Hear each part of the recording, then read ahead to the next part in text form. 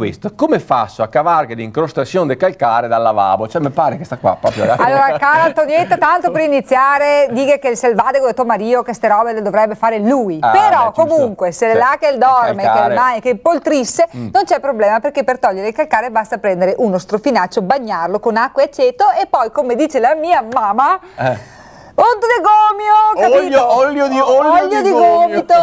Scusami un attimo, ma perché dovremmo torse tutte quante se preoccupazioni altri? Perché dovremmo vivere in questa maniera qua? Perché bisogna dare un senso alla vostra esistenza. E allora? Come c'è che dicevano altri? Come dicevano altri, il nonno e tutti quanti? Chi vuol vivere e star bene, torna al mondo come viene!